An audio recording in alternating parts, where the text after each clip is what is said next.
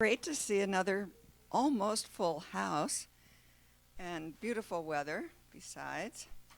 And thanks to Barb Lees, I was able to put my name tag on right side up this morning. So I've already got one up on the day. This is our second session, so I won't give Professor Guenther's full resume again, but I will remind you that he's talking about Britain in the Age of Enlightenment, the second session. We learned a lot about the use of compasses, not the directional kind either, last time. And so I'm expecting we may see some more tools today. He is the chair of the history department at the college right now. He received his BA from the University of Virginia and MA and PhD from Northwestern. And then I'm going to make the usual announcements. Although sometime I might just call on some of you to make the usual announcements. That would be more fun. Masks are welcome but not required. Donations, there's a pot out there. There's one pot, and you just have to trust us. We work it out. We pay for the refreshments. We give money to the library for the Art Hyman Book Fund. If you haven't turned off your cell phone yet or turned it down to vibrate, now would be the time to do that. If you're using a tea coil, now's the time to turn it on. We now have 3 handheld microphones, and so Mike is going to use his up here. When there are questions, Judy Hunter over here and I over here both have mics. So if you'd raise your hand and wait for one of us to get to you, then we'll ask you to speak right into one of our microphones to aid in the filming and audio part of the program. And speak right into the mic, which sometimes I do and sometimes I forget. Oh, and thank you, everybody, for being so helpful about putting away chairs. We're going to refine that request just a little bit. Like, it's not as helpful to just stack them on next to the wall because they have to go on these dollies like this. So if you're able to put away a chair, if you would put it on the dolly rather than just stacking it, that would be really helpful. We're not asking everybody to put their chair away, just people who can help is great. And each one of these stacks can take a stack of 20 chairs, but no more than 20. Okay? And thank you in advance for your help with that. We will have a break around 10:40, and I'll call you back with the bell if I'm back in time to do that. Otherwise, I know that you will all come back 10 minutes later. And with that, Professor Guenther, we're happy to have you back.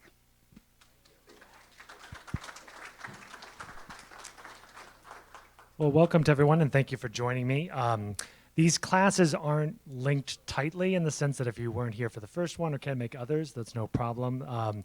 Just in terms of context, the 3 days or the 3 sessions are kind of divided up. The first one, I don't think I had a title, but I would have, if I had a title, it would have been maybe the Life of the Mind, and was about the particular tools and practices surrounding the world of science, which was such a touchstone for the world of enlightenment. Today, the pursuit of happiness. We're going to focus on kind of family life, ideas about human nature, about pleasure, sociability, and get into the natural world a bit. And then the third session next Wednesday will be about one of the great kind of buzzwords of the 18th century, the Age of Improvement. So looking at themes of improvement and reform throughout society. And we'll be getting there a little bit more into kind of religion and politics and empire, slavery, things like that. So let me start looking at this painting. I often love to begin a class at Grinnell when I'm teaching about the 18th century with paintings for a couple of reasons. One is that the style of art in the 18th century is wonderfully descriptive and capturing lots of detail. As opposed to some of the earlier art from the 17th or the 16th century, you can almost kind of tell what style fabrics are being used. Teacups receive almost as much attention as people in terms of the detail, whatnot. A whole new genre starts that's called the conversation piece. So rather than being in a kind of stilted pose, Instead, it's meant to capture kind of almost like a still life, a moment in time that captures the personality of people. If you were here on the first day, you may have remembered I showed the picture of Benjamin Franklin, his portrait by Robert Feek, where he's trying to be the ultimate kind of gentleman in the old style, looking very stiff and posing. So much different than here. We see Lord Wilbur de Broke with his family, relaxed. Their clothing looks to us and is expensive and elite, but it's so different than if this particular baronet had been painted in the 17th century, he probably would have been wearing his robes of state. He would have worn his ermine robes and would have had an incredibly formal portrait, or maybe he would have even been wearing ceremonial armor and like bedecked with every order, that ribbons for the different kind of stations and stuff. And here instead, we see him kind of gently, playfully scolding his younger son, who is trying to steal a piece of buttered toast off the tea table, while the other older son distracts the parents by wheeling in the toyed little, I don't know if this is like a Trojan horse reference, but the child like bringing in. But there's also probably things that surprise us. One of the things I love about the visual culture is it just raises so many questions when you see it very detailed. One of the things that immediately people often ask my students is, why are the boys wearing frocks? Like, it's very hard to, in fact, they'll even be surprised that those are the sons. And lots of other kind of details jump out about what people are doing in terms of their presentation, their clothing, their outfits. And something we'll talk a little bit about today, which is conceptions of childhood. And the 18th century is a really important age. One of the big themes of today is about how much of our modern worldview in terms of what the home means, what family means, what childhood means, comes out of the 18th century and out of the Enlightenment. And that if we want to understand what it meant to kind of live the Enlightenment and to experience it, we should probably pay close attention to people's homes and their personal lives and their daily rituals, because that's where a lot of these, what can be abstract ideas about human nature, about empiricism, about psychology and the way in which the senses drive reason or character. You can read philosophical treatises, and those are important, but behind them is the lived experience of a whole new world that comes out of the Georgian family and the Georgian home. And I'll use that phrase maybe a fair amount in the lecture, Georgian. It just refers to the 18th century, which had, reign of 4 different Georges on the throne, so hence Georgian. Or sometimes I may use the word Hanoverian. I'll try not to, but it slips in my vocabulary. The Georges, the kings that are ruling England over the 18th century, are also the rulers of Hanover in Germany, a principality. They rule both. Which reminds us, too, another fact about the 18th century is it seems strange to us today that you could have someone like the first George who doesn't even speak English, ruling the English throne, coming from a German monarch. But the connection of national identity and monarchy was not tight the way we would think of it today. Nationhood, that all people share a common identity as a people, as a nation, was a little bit foreign, especially at the beginning of the 18th century, in a world in which most people thought about their personal identity, like I am a freeholder of the community of London and a member of a guild. Like my identity was tied up with my associations in particular groups. What I share in common with someone from a different part of the country, was very nebulous at times. So one of the things that comes out when studying the 18th century is just how many of the kind of modern notions about kind of national identity, about the home as a private domestic sphere, about the nuclear family, about the idea that what gets eventually called separate spheres, but that notions that each gender has particular gifts that are suited to different spheres of life. Men being suited to kind of the aggressive, competitive world of business, women being suited to nurture and care, and therefore to shape the home. All kinds of notions of comfort, of public life. We'll kind of explore this throughout the day. The 18th century looks pretty surprisingly modern to people. So I have another portrait here of a family setting. I want to contrast it with a look at what a home would have looked like in the Tudor-Stuart period. There's not many that still exist that are decorated that way, but at the Victoria and Albert Museum, Bromley Hall was a Tudor home in London that was partially bombed during World War II, and it was reconstructed. All the paneling, everything was taken and put into the Victoria and Albert Museum in London. And you'll just notice the stark difference. I think if we walked into this home, it would, whoops, it didn't work, did it? Let's see here, we're having technical difficulties. There we go, it didn't like that. So if we walked into this home, I think it would look fairly modern. I mean, I was saying there's differences in terms of dress, there's obviously candles, but the actual shape of the room, carpet and rug, furniture seating, family sitting around, having, kind of domestic engagements, things like that. This looks kind of surprisingly modern, again, compared to this. I mean, a Tudor Stuart home, for instance, when you look at the inventories, they'll often have a table, a bench or two, a chair, 3 or 4 beds, maybe a cupboard or set of drawers. Like, it's incredibly sparse. And they would have been stored kind of around the sides of the room, leaving the room open. It wouldn't be uncommon to put your bed in front of the fireplace to sleep, to stay warm. There wasn't a sense of privacy and kind of the domestic layout of the home. Like, servants would often sleep at the foot of beds of their masters. They'd be sleeping in the room there. People would, a room like a kitchen would also serve as a bed quarters at night, things like that. So I guess what I want to kind of emphasize is that the Georgian home was kind of revolutionary, and it doesn't look that way to us because it just seems there's a hearth, there's furniture, there's people having tea around a table.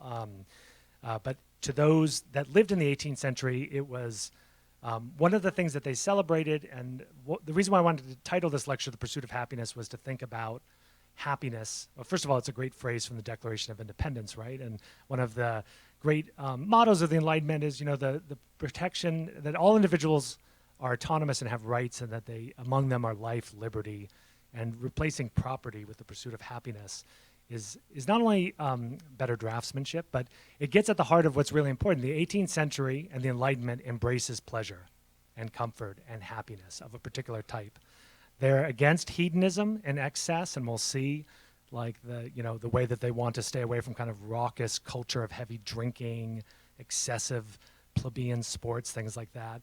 But they really are reacting against the asceticism of the 17th century, the Puritans, and all of these people who viewed the human nature as corrupt, and that the only way to tame the flesh was to deny oneself any luring pleasures, things like that. So we're going to talk a fair amount about ideas of happiness, of pleasure, of human nature.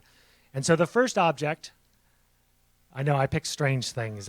Someone was asking what things I was going to do. The sofa. The sofa is a brand new invention in the 18th century. It doesn't exist before the 18th century. And if I had to pick an object to kind of explore these themes about pleasure, about domesticity, about family life, about material comfort, things like that are important to the 18th century, I would choose the sofa because it is an object that everyone wants to own in the 18th century. It's one of the things that makes Chippendale, this is a Chippendale one, but makes his catalog so popular. It's incredibly, compared to those oak benches that we saw in that thing, this is filled with down goose feathers.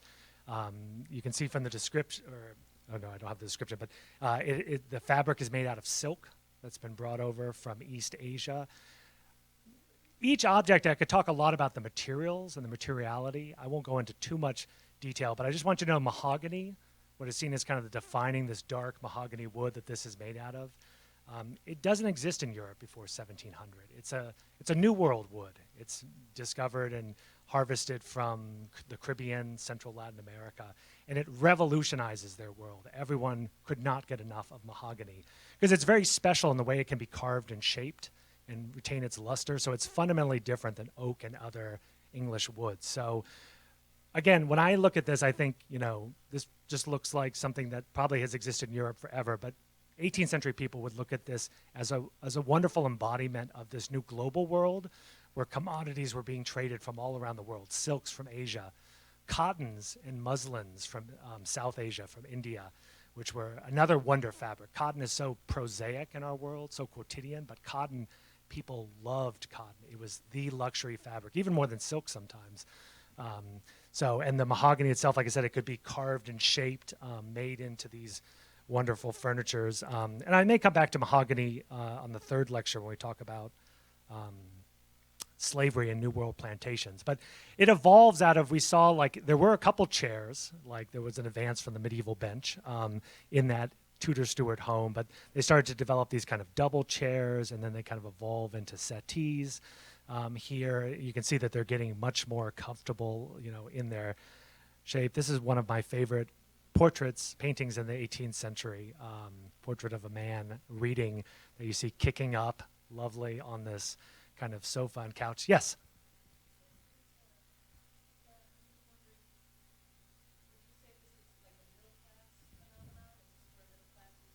Or what classes are these? Oh, great question. So what are the classes? Yeah. So I would say that the word that the 18th century would use, and they'd want you to put in your vocabulary, is the polite classes.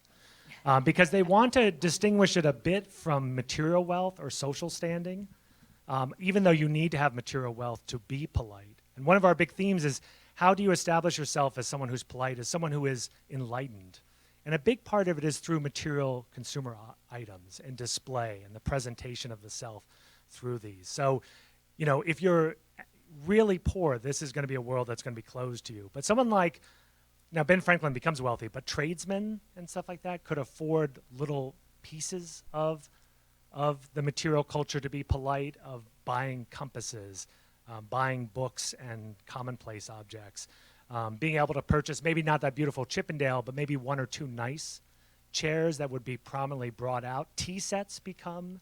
So, it's hard to put percentages, but there is the slide kind of mentions that one of the great transformations of the 18th century was the consumer revolution. Not an industrial one. We're not talking about factories mass producing and huge changes in the way people produce goods. What we're talking about is a revolution in commercial networks that bring objects, consumer items from around the world and make them accessible to people. Very important, although I won't talk about it much, but credit networks. So being able to purchase on credit becomes a huge thing. And I'm going to show some images of shopping, like the actual advertisement and creation of networks of shopping to make these things enticing to people. And the reason why it kind of is important to this theme of pleasure is that luxury was another really important word in the 18th century, and it was a very bad word. Like, luxury was seen as what destroyed the Roman Empire. It destroyed all empires. In fact, there's a kind of a meta-narrative in European history that whenever Europe engages the exotic East and buys textiles, silks, all these luxury items from the East, it always kind of becomes sapped of its energy. It becomes kind of effeminate. It loses all of its kind of character and gets caught into kind of debauched luxury. So they would have been something that they were constantly worried about. So one of the things I want to talk about today is like celebrating shopping, celebrating a home full of all these consumer items, imagining that they let you create a new polite world that's organized around things like conversation, around reading, around having those physical experiments that we looked at, the electrical experiments. Those rooms that we saw with the boy hanging from silk to carry electricity, those were rooms that were purposely designed and would have looked very new to people because they were filled with all of these armchairs and couches and comfortable furniture to have conversation, either around an electricity kind of generator or maybe around a tea set or coffee pot or chocolate pot is another kind of new thing. So, and all of these things, class is very important. Like the Enlightenment, let's not oversell its egalitarianism. But the dividing line is not wealth, but whether you're polite. In fact, some aristocrats are now increasingly seen as boorish. They're kind of the image of the country squire who rubs their kind of shoes on the carpet and all they want to do is hunt and drink excessively and engage in merry sports with the kind of peasants in their village. They're seen as now kind of not part of the polite classes. They may be looked upon less than an aspiring middle-class tradesman who knows how to do these things. So in this lexicon, this language of the 18th century, all these things are connected, like kind of pleasure, happiness, consumer items, being polite, being able to display skills of conversation and sociability. All those things matter incredibly, more than status or rank. And the last thing I'll say is how much this world was very performative. So when I have students read The School of Good Manners, which is a famous 17th century etiquette book, and it's fascinating because when you sit at a table, you all sit by social rank. It's not who comes first. It's carefully calibrated by age, by rank, like in terms of, are you a freeholder of the town? Are you a titled nobility? If which title, thing. People walk by rank. It's very seen as cheeky and bad form to walk equally with a superior, like next to them. So you have to carefully walk slightly behind them, and so you would see these groups of people kind of arranged. Sitting in church was carefully choreographed in terms of pews and benches by status and rank. So this was a world, your clothing, what you wore was determined. There were sumptuary laws that weren't always enforced, but the spirit was that craftsmen shouldn't have a silk couch or wear certain types of those collars and cuffs that I showed you. So we went from a world where everyone knew their place. It was kind of determined by kind of elaborate social systems, and they performed their place every day with what they wore, what they consumed, how they act, how they literally move their body through space, to a new world that just rearranges all of those categories, but still insists that you need to show that you're polite and enlightened by being able to know how to use a teacup. There's a famous story of one of these rich aristocrats who was sent tea and says, I didn't enjoy that tea at all. And they're like, no, really? You didn't like that? This was when it was new. It was like Bohea tea. And he's like, yes. They're like, well, how did you prepare it? He said, I steeped it in hot water, and then I spread it on toast and ate it with butter. And I didn't enjoy it at all. And it was a story that kind of gets at this theme that even though this was a wealthy aristocrat, he was not polite. He was not cosmopolitan. He was not of the world, the beau monde, right? Kind of these elements. And so I want to emphasize this because, when we talk about fashion, pleasure, home, these aren't things we normally think about with the Enlightenment, but they were central to how people understood themselves as being a new kind of person. There were models of people. There were the old aristocrat. There was the Puritan. There were all of these different kind of stock characters of people in society. But to be living the Enlightenment was seen as something different. Here's another image I think that captures this sumptuous world. You can see all this furniture here. And like I said, furniture plays a really big role in paintings and in descriptions of what it's like to sit in this intimate new setting where you're conversing with different people. This feature of the Enlightenment is very too inclusive in terms of gender. So, and this is something that's intentional. People like David Hume write that good philosophers should not squirrel themselves away in their study and just think about ideas, because then they almost like the movie The Beautiful Mind, the mathematician who just almost feed on themselves because they have no outside impulse. They can't bounce their ideas off people. They're not in conversation. They create skewed knowledge that they become too invested in. And so Hume insisted that all good thinking must come from conversation. And in fact, the two great genres of the 18th century are letters. And in fact, we have the epistolary novel. And I showed you Franklin when he wrote his form of electricity. He wrote it as a series of letters, right? So the idea that conversation is the way to create knowledge, not to the old medieval and classical view was that you separate yourself from society. Like Jerome, you go out into the wilderness, and only when you're free from society can you think productively and kind of connect in transcendental ways. The Enlightenment rejects that, and is like knowledge is made in sociable settings with people. I mentioned the conversation piece, the epistolary novel. And I was going to say the other form is the essay. So David Hume is like, don't write a treatise, write essays, short pieces that are meant to be read, discussed. We don't want to be big system builders writing these huge treatises by ourselves. So, and I have this quote from Joseph Addison, who is kind of the spokesperson of the Enlightenment in this, the great defender of pleasure, who wrote a series of essays we'll talk about called The Spectator.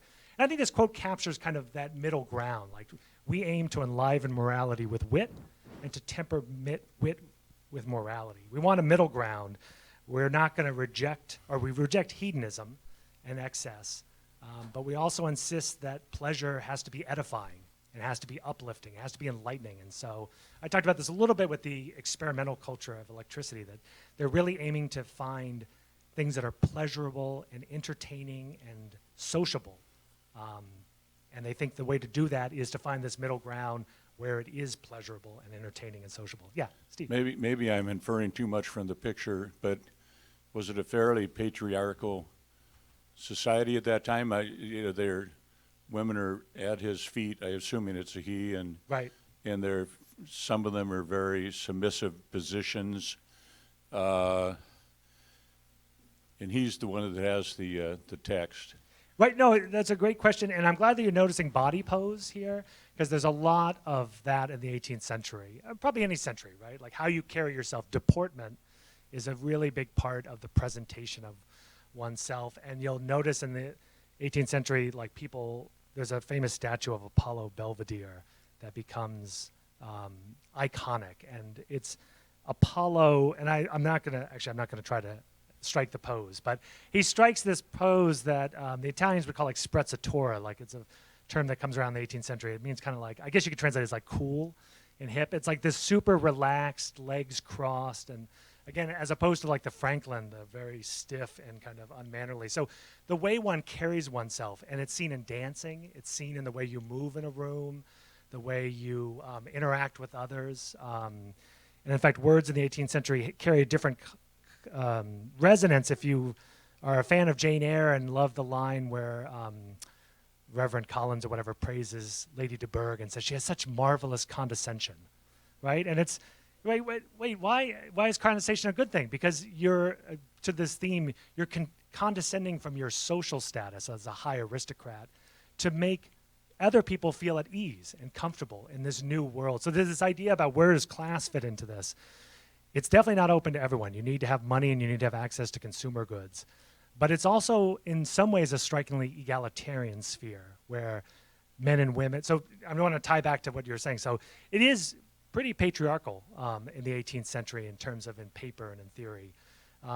Now, there's also a tendency to think that women should run conversations because they would create a more egalitarian space. One of the things that happens for people in the early 18th century is that who's going to chair the meeting? Right? Like it should be someone of a particular rank, and like everyone would want to address that person. And and I wouldn't want to speak before a person who's of higher rank has spoken before me. So we have to remember this world in which everyone has carefully choreographed roles. Like this is a world that's very dramatic in the sense of, again, like you have to perform who you are. And we have elements of that in our own society too, right? So I don't want to dismiss that. But so anyway, there is this way in which, especially in the home, in the emphasis on pleasure and conversation, and the idea that the family should be a unit that revolves around affection and mutual improvement and education, allows it to include women. And in practice, you often see women taking really important roles or not seeming. So I guess what I'd say is there's kind of a mismatch between the official like legal system and what you'll read in guidebooks about the patriarchal home, and the way the Enlightenment, the term that's often described as the companionate marriage. That men and women are different, but they complement each other and should be natural companions to one another in the home using their different spheres. That first image we started with the husband and wife kind of playing with their children kind of reflects that type of image. Maybe I should say something quickly about the family. People marry at a later age in the 18th century than you might expect. The average age for men is like almost 28 years when they get married, and for women it's 26, because it's seen that key to starting a marriage is to live independently. So the English do not believe in kind of multi-generational homes. So they want to move. They will delay marriage until they can afford, not necessarily to buy, not a lot of people own, but they rent, and they become full members of society when they're married and when they have a hearth, literally a fireplace. Like you can vote, even if you rent, if you have a fireplace to cook in and are seen as a householder. So there's a lot of things, and there's interesting stuff, as someone who likes the law, to strike a father is petite treason in the 18th century, because the head of the household, the father, is like the king. The house is like a microcosm of society. So you can line up all this stuff about kind of patriarchal aspects that are kind of important. But then, like I said, when you look at the actual kind of details of life in the home, and the shift towards the home as a nuclear affectionate family. And the last thing, and then I'll come over because I saw someone's hand up in the back, but one thing that's also very important I haven't touched on, which is the home not only changes materially in terms of physical comfort, and the sofa, that's disappeared a little bit from my talk, but the sofa that is like, I want to think of it as like the hearth of the 18th century material world, the new place where you sit and converse. This only makes sense because the home changed dramatically. The 17th century, the home was not a private sphere for the nuclear family. The home was a place of a workshop, usually.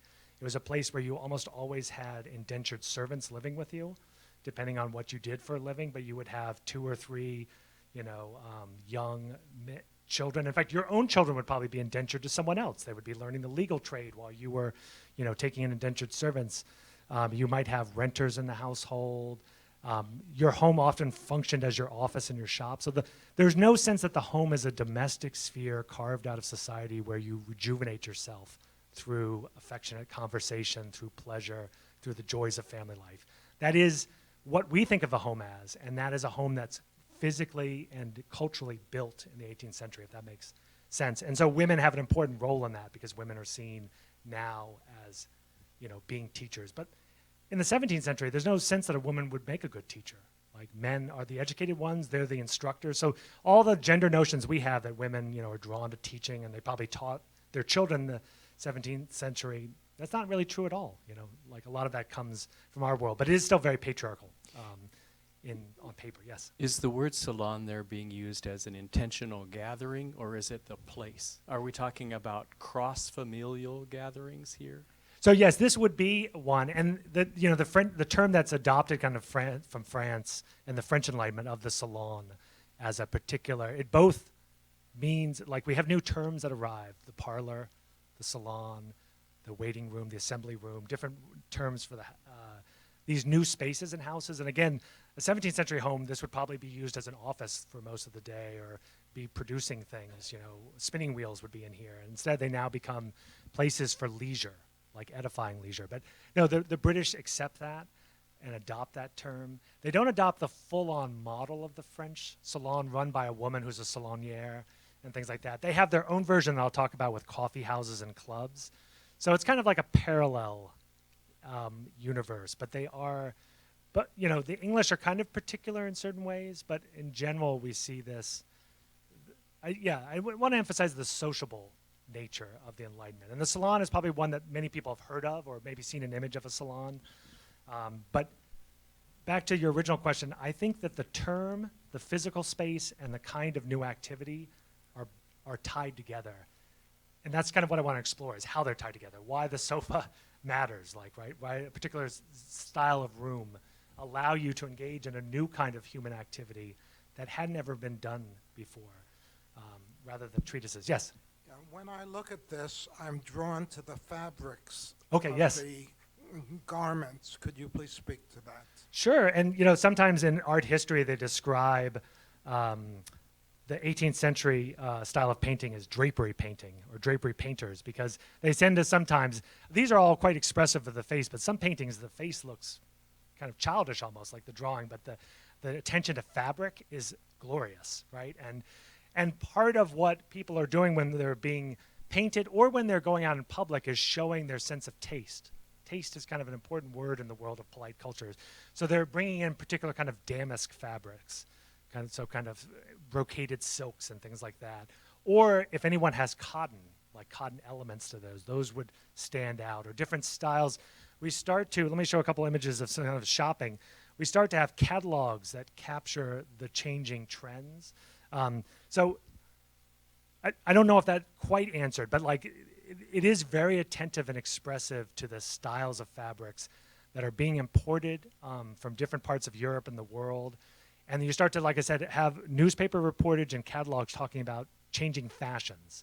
So this season, the color to wear is, Etruscan purple. Like, it is the color, because they're developing new kinds of dyes sometimes. Or this particular kind of chintz with a kind of bucolic pattern sewn on it becomes the fabric in season. And in fact, colonists start to complain that they get all the hand-me-downs that aren't sellable anymore. Like, once particular colors stop becoming fashionable, they send them to the colonies. And so tied to the fashionable home and all of this, and again, you could say, well, why talk about fashion during the Enlightenment? But I do think that this is important because of this theme of what it means to create a pleasurable environment where people can interact, because of a psychology that says that human beings respond to pleasure, and they're kind of shaped by their empirical interaction with the world through senses. And so people that have beautiful things will begin to appreciate beauty and therefore appreciate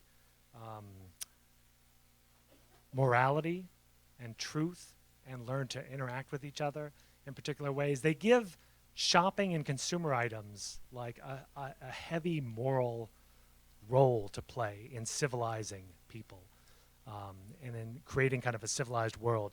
And tied to that is also new forms of shopping. And so we have the creation of advances in glassmaking that allow people, these new shops, to create giant window. This again, in the Tudor Stuart world, you'd never see like an entire storefront that's all made out of glass, displaying all kinds of luxury goods. Actually, I don't want to say luxury because that's a bad word in the 18th century.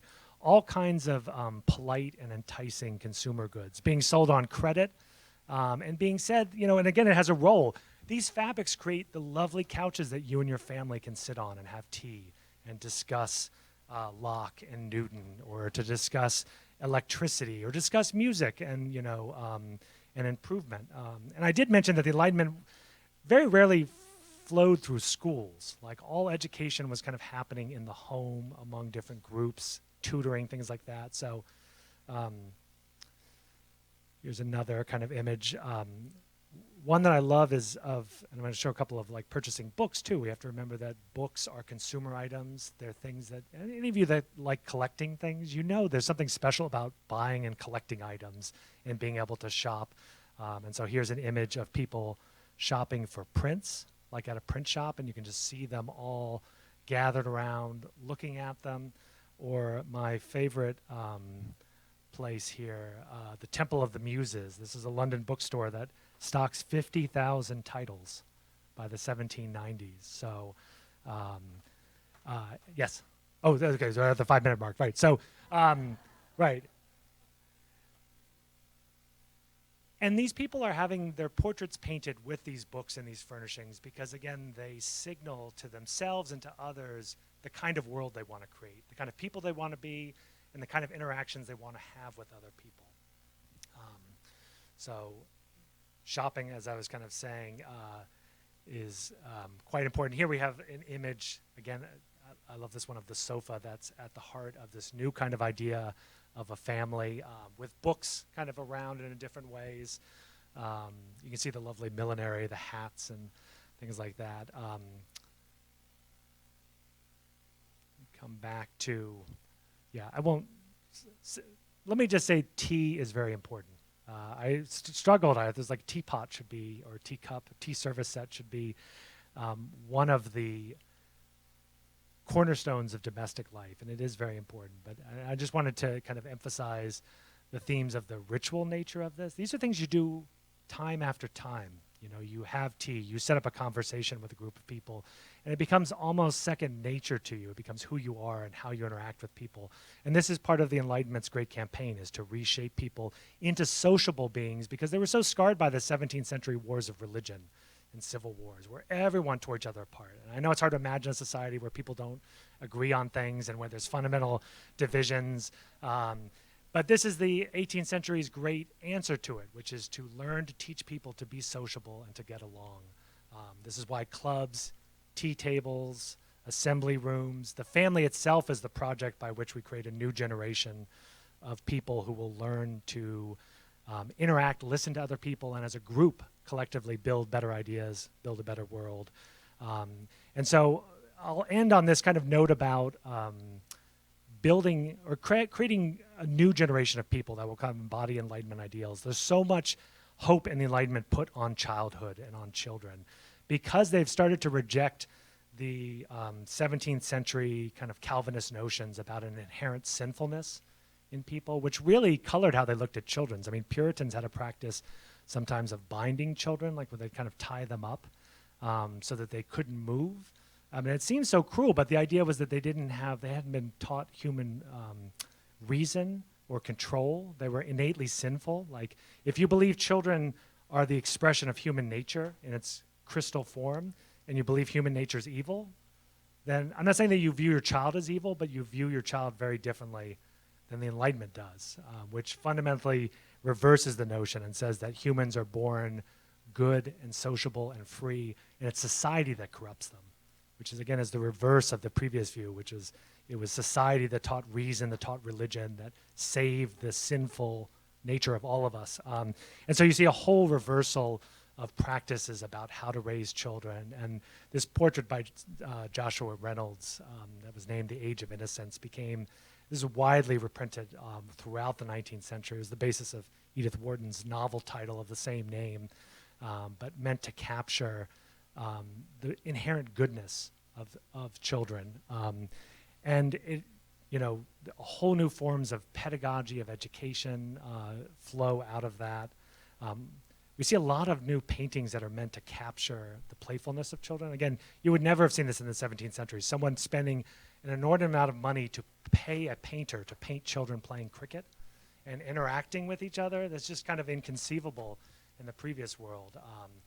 But again, childhood managed properly, allowing children to experience pleasure, to learn to think with the senses, maybe to wield a compass or to do things that excite the imagination. But either way, these are all ways to create a new generation of kind of enlightened people. And so there's just so much attention put on properly rearing your child in the home in a way that, again, previous generations would often look at a child and say, and in some parts of Europe, we still send kids to boarding school, right? It's kind of a tradition, but they would say, like, you're best raised and disciplined by someone else. So I'm going to put you as an indentured servant, or I'm going to get you an apprenticeship in the military.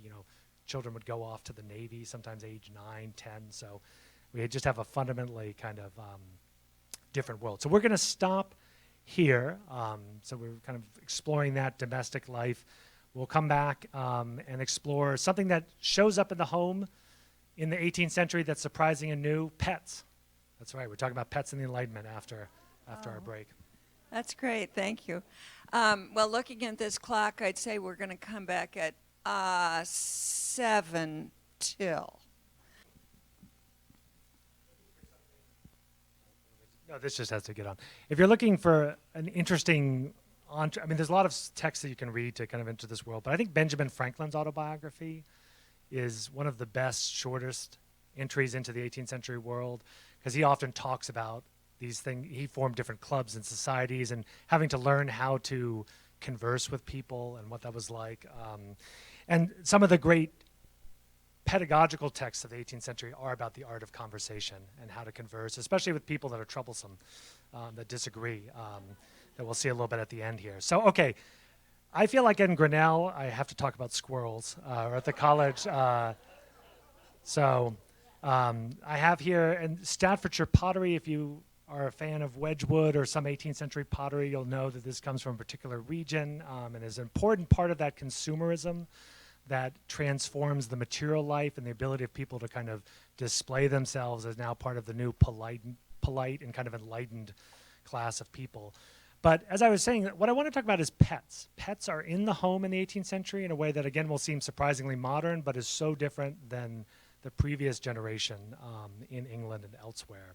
So, and squirrels are one of the more popular pets of the 18th century, which is strange. In fact, this particular pottery has the squirrel wearing its little collar and a little chain that we'll see here in a moment. And the iconography, the artwork of 18th century is just replete with squirrels, like everywhere. So here's a wonderful little miniature.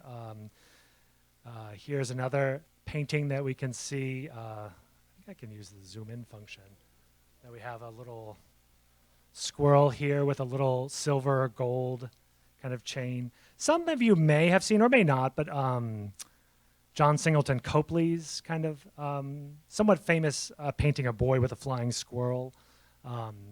Back to what I was saying, like the drapery, the light, attention to detail, it gets a little lost because we're focusing on the squirrel. We're also focusing on the wonderfully polished mahogany and the reflection of light. You could probably spend a whole day kind of unpacking what this image meant to 18th century people in terms of furniture, in terms of textiles, consumerism. But right now I want to focus on why does a boy have a pet flying squirrel? And I won't show all of these, but you could probably catalog over 100 kind of paintings of people with squirrels. Now, there is a tradition in art sometimes of including animals to signal, like flowers, the particular characteristics or virtues of a person. So there are animals that sometimes appear in medieval art, of a bird or sometimes even a squirrel to signal this.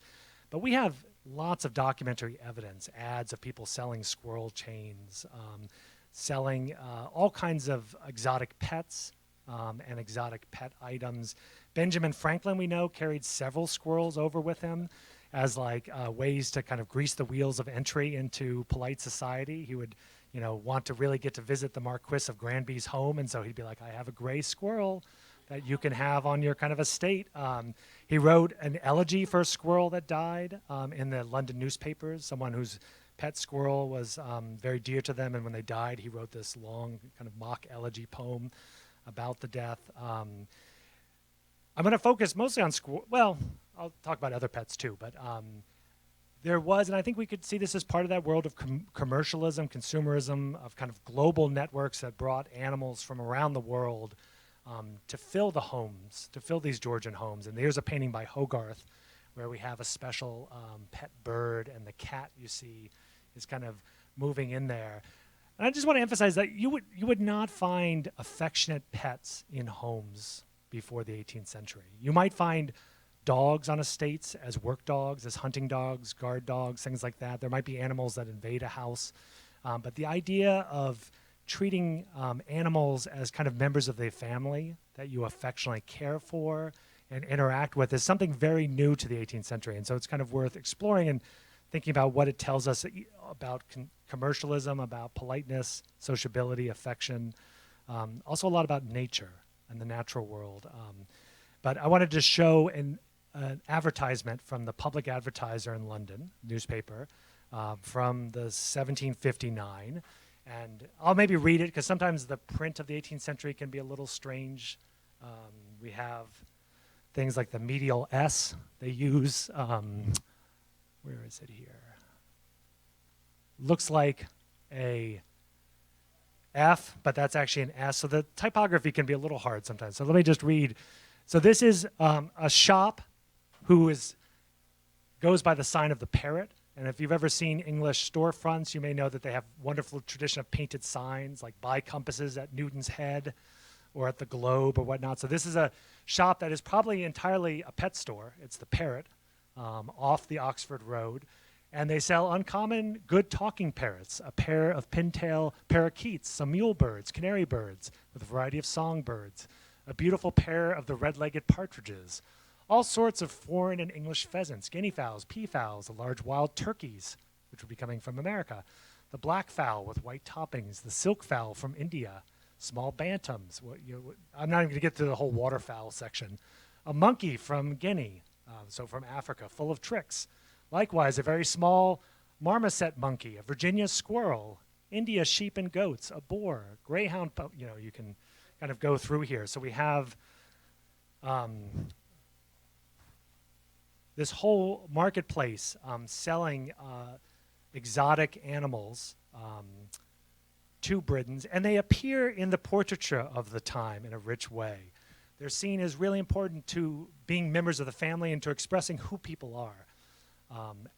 And so you'll find all of these kind of paintings in the 18th century that have, I showed you pet ones. Here are some different ones with dogs that are clearly really important to the owner and are seen as members of the family. And there's advertisements for things like dog grooming, special dog collars. We know that physicians were hired to treat dogs starting in the 18th century. Here's another portrait. And maybe I'll pause here just to say a brief word about why I think it's quite significant, which is the part of being enlightened in the 18th century. A new idea is connecting to the natural world and connecting to nature and developing senses of empathy with other people and with the natural world, and a full-scale rejection of the previous culture of what are often called blood sports, so bear baiting, animal, like various forms of kind of dogs fighting each other. I won't go into all the details, but there's just this rich tradition, there's a long tradition that animals are there to serve mankind, humankind, and they can be treated in whatever way you want, and that they're often there for entertainment to be destroyed in particular ways. And so, yeah, we'll come over here. So there's this whole new idea that to be enlightened is to be sympathetic with animals and to treat them, to see your common, not humanity, because that's all right, but they're common part of God's creation of nature, and that this becomes a really big cultural touchstone. So sorry about that. Yes, what? With this increase in pets, especially among mammals from all over the world, this would seem to be an increase in the possibility of rabies. So, okay, and it's a good question. I don't know as much about the history of rabies. I do know that there are different cowpoxes and different diseases that animals spread and that are spread by animals. To this day, squirrels are a touchy issue, even with the current monarch, Charles III. He is a big fan of red squirrels in England, who have been their numbers decimated by squirrel pox, spread by other pet squirrels brought in from different parts of the world. So just to your point, yes, animals can create lots of disease. These networks of global commerce bring in all kinds of parasites, diseases, things like that. So there's definitely could be a potential downside. I don't know about the rabies, like rabies itself, if that was an issue, but it'd be a great thing. I should look into that, yeah. And I see there's a hand in the back.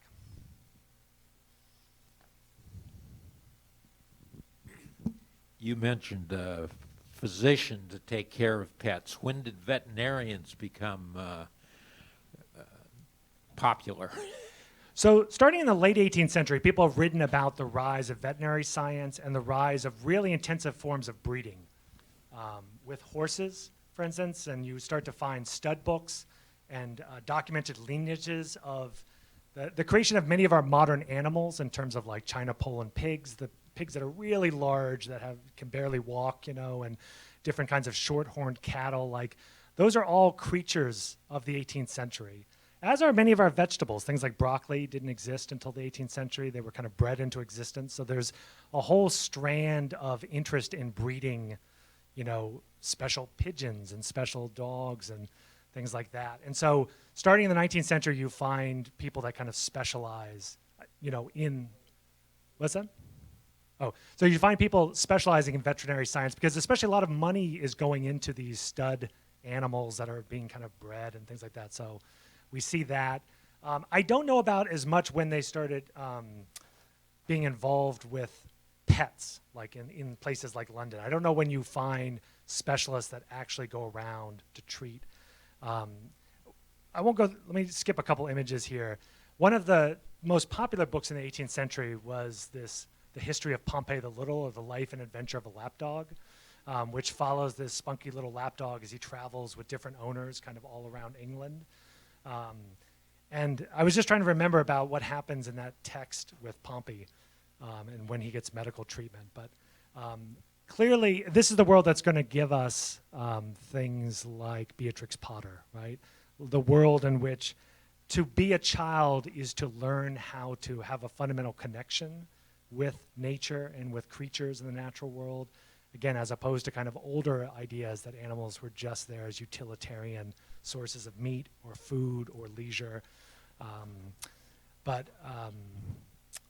Yeah, so I don't know if I'm not particularly good sometimes at answering questions because you all have great things, and as you can see, like behind every story, behind every issue is probably a whole world of interesting details, and some of them I do know, but some I don't know as much. But I do, like I said, I am confident to talk about the rise of agricultural veterinary practitioners in the late 18th century and that kind of world of breeding, not as much about pet doctors. So I will move along, but I think the introduction of the pet into the home says a lot about ideas of human nature and what it means to be a fundamentally ethical person in the 18th century. And again, to develop expressive connections. Much like a child now in the home sits on a sofa and learns how to converse with tea table, a child is also expected to have a squirrel pet and to learn. And the squirrel is great because it's wild. It's not fully domesticated. A lot of these animals, I think the appeal, besides the exoticism, is the fact that they seem more, again, connected to the natural world, more wild than a fully domesticated animal like a cat or a dog. So it's kind of a chance to bring nature into the home and to connect. The third object that I wanted to talk about is kind of running with the same theme about how people interacted with the natural world. And this is an item that I particularly find fascinating, a clawed glass. I don't know if anyone's ever heard of this. They were very popular in the late 18th and early 19th century. It is a convex kind of mirror that is polished obsidian, so it's kind of black. And it's used to look at the natural world by not looking at the natural world or scenery, but instead turning your back to it. Let me show an image here. Turning your back to the scenery and looking at it through the clawed mirror. So this is an example from present day of someone holding a clawed mirror. And because it's convex, it distorts the scenery to make it look like the kind of rules of perspective like you would paint a landscape in. So think of it as a way to not be too overwhelmed or to see nature unfiltered, but instead to look at it through this convex lens. And it's called a Lorraine Mirror because I'll talk about Claude Lorraine, was a famous landscape painter. Also because it's obsidian and because it's curved, it changes the shape, it makes the image more dynamic, and it changes the lighting of it here in particular ways. So one of the things I find fascinating about it, and you sometimes see connections, present day world and the past, is just the kind of humor. I think about selfies today, and we have accounts from the 18th century. Here's the poet Thomas Gray, who said that he was in the Lake District, and he was backing up to get a better view with his clawed mirror, and he said, quote, "I fell down on my back across a dirty lane with my glass open in one hand, but broke only my knuckles," which seems a thing. But I do think that, one of the things we often talk about in this world today is about how people don't experience a moment. They see it through their cell phone, right? They kind of hold it up, right? Exactly. Or we have the world of Instagram where everyone wants a filter to be able to filter with pictures. And I think it's interesting to know that starts in the 18th century and generates as much controversy as it does today. Why can't you look at nature without a tool? Why do you need to look at it through this particular lens? Is, I think, worth kind of showing. And here's a 18th century painting of a woman who we can't see the view that she's looking at because we're just seeing it kind of reflected through there, this particular kind of lens. But these were very popular and were key to a real sea change in the view of the landscape that's tied to, and I'll talk a little bit about the picturesque kind of views of landscape.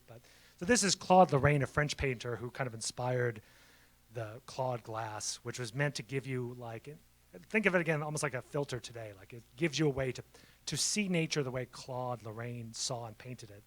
And a couple things that come into focus or that are important are the use of light and shading and stuff. And again, by looking at an image through this darkened obsidian thing, it takes down the color but increases the contrast. So you see shading and other things in particular ways.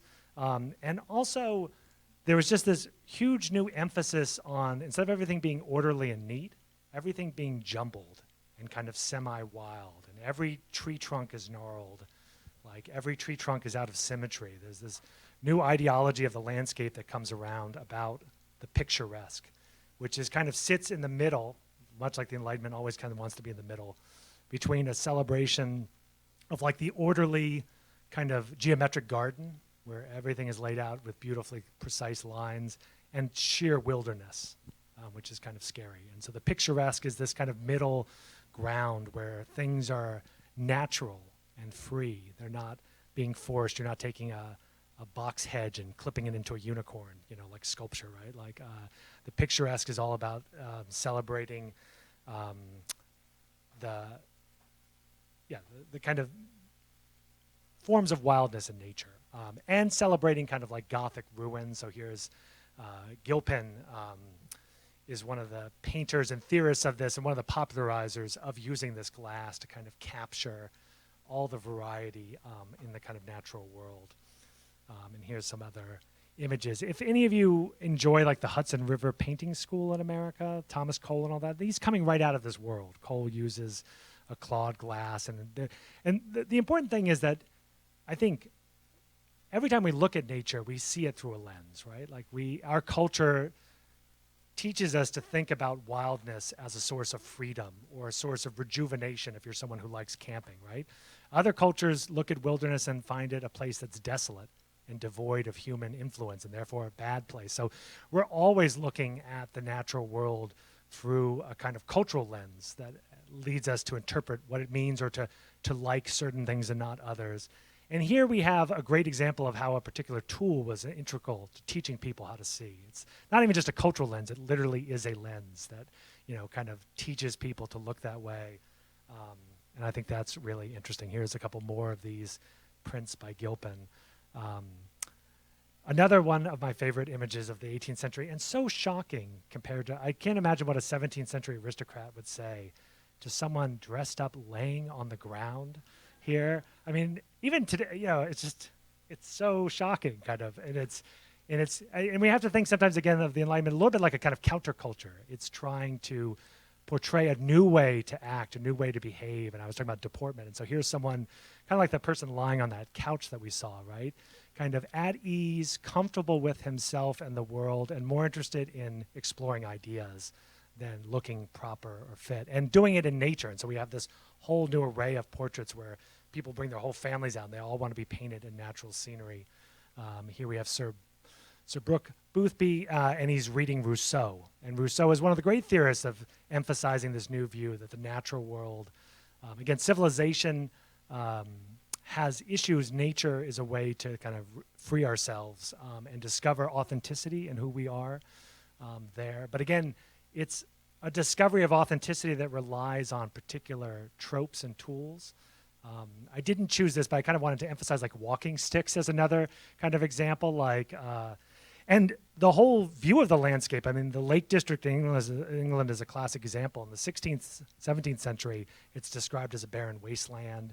It's unfit for agriculture and just seen as ugly. And then in the 18th century, it's all of a sudden seen as picturesque and sublime and wild. And thousands of enlightened people trek to the Lake District with their clawed glasses, with their walking sticks, because they want to connect to the natural world and discover, again, who they are in a new, authentic way. And by saying that they need tools or buy tools, I'm not trying to critique them and say it's kind of like consumerism. I think that's true with a lot of our kind of senses of who we are. We only get to express them if we have the right space, the right tools, if people will work with us to kind of create the setting. And of course, there's also a dramatic reshaping of the landscape in England itself. So what we consider to be the essential natural nature of landscapes at like great estates, for instance, when you look at a scene like this and you think this is like kind of timeless beauty, this is all carefully engineered. This river, for instance, wasn't there. Like a dam was built to create the water. But note, it's not a straight reservoir. It's meant to look very natural and curving. In fact, sometimes if rivers were too straight, people would curve the river and add things. They would add trees to create variety to make it look kind of wild. If you've ever heard the name Capability Brown, who was a famous landscape architect of the 18th century, who received his name Capability Brown because he would always say to people, your landscape is capable of great improvement under my hands. He was always kind of, we don't have a lot of images to show Brown's work in process, although I'll come back to him.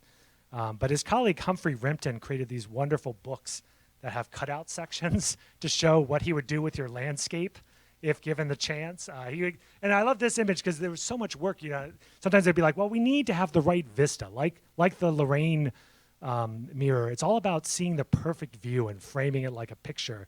And so they're like, the ground's not high enough. We need a vista to be able to see this view of the trees and the lake. So let's build a 16-foot mound here. Like, let's rescape the landscape. Which is interesting because landscape, the word landscipio, scape is to scape or shape, like kind of to construct. And then let me see. I'll show you what the book looks like when you kind of pop out these different kind of layers. So, and to connect back to our theme of animals, it was seen as like you wanted to create this beautiful middle ground again between wild nature and modern kind of civilization. And part of that was having animals on estates. But animals don't want to stay where they want to be, and you don't want to have to put fences up to put them there. And so one of the great kind of discoveries of Capability Brown was the ha-ha, which is this kind of sunken fence. And here you see some steps have been put in so a worker could climb up it. But this is like put in the landscape so that where you're looking at, which would be, kind of over in this direction, if you were over here looking, you would not see the fence because it's sunken. but it would keep animals in a particular place.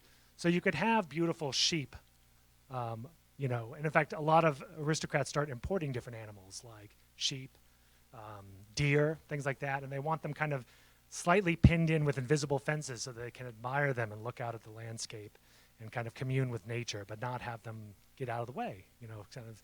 So, yeah, just a kind of a glimpse into, here's a modern day a park in England where they built a giant clawed glass so that everyone can kind of stand in front of it and look backwards. But an interesting look into how people develop a new sense of nature, of what the landscape should look like, what they should be doing when they go out to visit nature, and how they should surround their homes with nature that kind of shape our modern world. And then the last thing that we're going to look at, we're doing time, is something that I'm probably sure most of you have not seen, but an item that I really love, which is this lion head's post box. That let me just show. This is the drawing of it. This is the original, but a later Earl of Bedford purchased it and decided to add all these like sun rays behind it, but you get kind of an idea. This was set up, I mentioned Joseph Addison, probably the most popular text of the 18th century, at least till the 1750s, in terms of like kind of Enlightenment culture, was a series of magazines. The first one called the Spectator, and then there's the Tatler, and then there's the Guardian. They were so popular that the libraries had to replace them because they literally, people wore them out all the time. They would just use them over and over again. Ben Franklin talks about how he learned to write and think by reading the Spectator and by taking his favorite essay and just redoing it over and over again. He like cut the words up and tried to figure out how they put them together because Addison was seen as such an excellent kind of writer. The Spectator magazine, which I'm going to talk about, was meant to be an idealized fictional club, a group of gentlemen that met at coffee houses, and the leader of the club was a person just named Mr. Spectator. And they went all around town commenting on life in coffee houses, at tea rooms, at readings, libraries, things like that. But they did something very interesting, like about 3 years into it, I think in 13 here. It starts in 1711. They set up a special Lion's Head mailbox at Button's Coffee House. And they said to the readers, if you would like to correspond with us, the club, and have your letters answered in our magazine, come to the Lion's Head mailbox and put your letter or query or comment in here. And it will go in the mouth and then drop down into the box below here. And it was for about 50 years, because this was the most popular kind of magazine, for about 50 years people came and dropped in letters and correspondence. And it gives me a chance to talk about a couple things. One, about kind of letters and that kind of epistle culture. I want to talk about coffee houses, which are one of the key sites. We want to talk a little bit about journalism and about the world of kind of clubs. And I think that Lion's Head box, which is owned by a fictional club, inviting ordinary people to participate in the world of print with them and to answer the things, is a great object to look at. First, I just want to say about, since one of the themes is about like material objects are really important to supporting any activity, letter writing is no different. Like we saw that one, special box that I want to talk about, but most people would have had letter boxes, in the kind of middle and upper classes in the 18th century, to be able to sort and hold on to their correspondence and to be able to read it. I talked last week about the Commonplace book as a place where you kind of take a lot of knowledge and make it all into one home. And something similar is happening with letters. People are storing like a life's worth of correspondence to be able to read over and over again. Again, it's why we can appreciate why the epistolary novel, a novel that is told entirely through letters, would emerge in the 18th century and would strike such a chord with people. I also am really fascinated with the rise of locks. That this particular box is locked, as is the other one. And the amount of furniture that you see with locks in the 18th century is just an exponential curve. Like almost all the kind of cabinetry and other items in the 18th century start having locks. And I think that's really important because privacy, there are two bold claims that are often made that the 18th century invented privacy. like as a, not just as a concept, but as a way of being able to live. Like it was the first time where people might have their own separate room in the house. They might be able to lock up their own correspondence. They might have their own diary to reflect. And this leads to the second thing, which is the 18th century created the notion of the self and of subjectivity. Now, these are really bold claims. I'm not going to explore them. People sometimes don't like 18th century scholars because we're always like everything was created in our century. The modern home, the modern family, modern childhood, pets, right? Commerce, consumerism, subjectivity, selfhood, geometry. Like we get a little excited sometimes about our kind of world. But I do, and I'm fascinated, it comes in to the legal system. When you look at the court records, it's all about like how people lock stuff up and why it's so important for them to be able to have privacy in their items. So back to that particular letterbox. I've mentioned a couple things about the Spectator. A great quote that is in Spectator number 10 that I think captures the theme of the day in some ways. But there's this famous line about Socrates. Plato says that Socrates brought philosophy down from heaven to dwell among men, that philosophy would no longer be just about the gods and religion, but would actually study people, which is another thing that Alexander Pope made famous in his essay on man. But here we have Joseph Addison's kind of pleasurable twist in the 18th century, right? I have brought philosophy out of closets and libraries. And I talked a little bit about how people didn't like solitary knowledge, right? It had to be sociable. I've taken it out of closets and libraries, schools and colleges, so that philosophy can dwell in clubs and assemblies, at tea tables and in coffee houses, right? So this is this idea, again, that part of the Enlightenment is not just about the kind of big guns of Newton and developing these huge scientific theories, but we're going to take this knowledge and bring it to new spaces and new kinds of communities of people that want to converse. And notice the literal physicality at tea tables, at coffee houses. These are kind of new and exciting spaces that the Enlightenment creates. Here's an image of another one of the bound volume of the Spectator where someone has done an imaginary rendering of this kind of club. So let me talk a little bit about coffee houses. I think they're probably the most dynamic space in the 18th century world. They're new. They start like in the late 17th century. There's, I think in the 1690s, this is something like 30 coffee houses in London. By the end of the 18th century, it's estimated that there's 2,000 coffee houses in London. They're unusual because they're sober spaces. They don't serve alcohol like inns and taverns would. They charge admission, 1 penny. So back to our themes of class, a penny is accessible to people, but you do have to pay, and it's kind of creating a particular space. You receive certain amenities for it.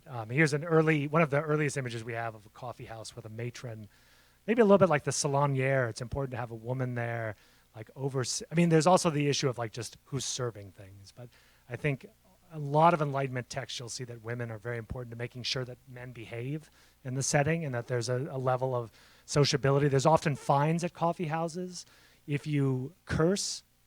Sometimes if you talk about religion, some of them have rules and we don't know how much they're enforced, or talk about politics in divisive ways. But certainly you will be kicked out of coffee houses if you behave in totally raucous kind of fashions. These are meant to be sober but not boring places. They're supposed to be exciting spaces. And they had amenities. Many of them would have special libraries where by paying a penny you could work there all day, but you could also use their library. They would have lectures, like the type I talked about with the electrical device, come in there. They'd have musical performances. They tended to kind of specialize to different clientele. In fact, Addison once kind of famously said that when you come to London, you don't ask where a gentleman lives, you ask which coffee house he goes to, because that's where you would kind of find them, and often correspondence would be directed to coffee houses. And there were different, ones based on people that were interested in science, trade, music. Some of them evolved into institutions. Lloyd's of London, the famous insurance house, was originally Lloyd's Coffee House, where insurance brokers met to gather news.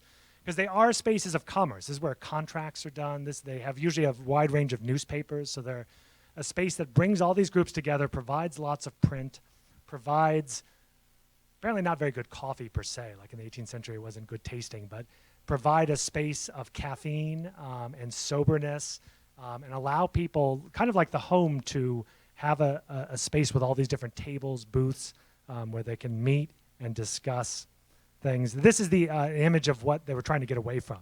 Like when the Enlightenment celebrates pleasure and insists that pleasure should not be confused with debauchery or luxury. This is Hogarth's prints of the Rake's Progress.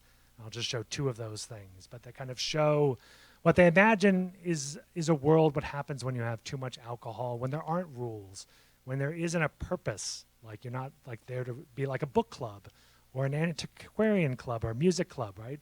The way you improve people is you get them focused on something that they enjoy, that they want to study in a sociable atmosphere with some caffeine, some tea, some coffee. Chocolate houses also fill this role to a little bit, and allow them to learn, hopefully what they learned in their home and sitting around the sofa and other places, which is how to converse, how to edify themselves, how to engage in kind of improvement, that 18th century kind of idol. And the word that's in the vocabulary, I mentioned politeness, but sociability is one that is, and sensibility too, but sociability, the idea of learning the arts of interacting with other people and benefiting from it, is an art that's taught at coffee houses, and they're seen, and Europeans that come over see this as the most English and the most Enlightenment of institutions. And there are places where you can also discuss politics, you can discuss business, things like that. They're seen sometimes even by scholars as a model of like civic society or the public sphere. Like, how do people learn to discuss issues as a public outside of the government? Because you have the state and you have the government, but do ordinary citizens care about like civic issues? And if they do, how would they discuss it amongst each other outside of the organs of the government, right? And so one of the things that's claimed, another we can put on the list of 18th century inventions, is the birth of civil society, the idea that there's a giant civic realm that exists outside of the government, but also outside of the family, where we as citizens should and could come together to discuss issues and debate them, all as rational members of this common community, right? So a lot of people feel like that idea, which is expressed in texts in the Enlightenment, is given birth and is experienced and made believable to people because many of them went to these coffee houses that could act as kind of models. And then the last thing I'll just say is the coffee house, while home to many clubs, it's also worth just emphasizing how much clubbing, how much the 18th century is an associational world in which it's so important that you belong to different clubs, voluntary societies. And it could be anything from like they have fishing clubs, dining clubs, music clubs, antiquarian clubs, things like that. But it was just seen as one of the important facets of being an enlightened person was living in this new world of clubs, in these new spaces. So I will end there. I would just say that what is currently in Button's Coffee House, where my lion resided, is a Starbucks. And I love this drawing that someone put of where they think we should put the lion back here. I love this lion. You know, your journey begins here, and we've got the little lion box. Thank you so much. That was delightful.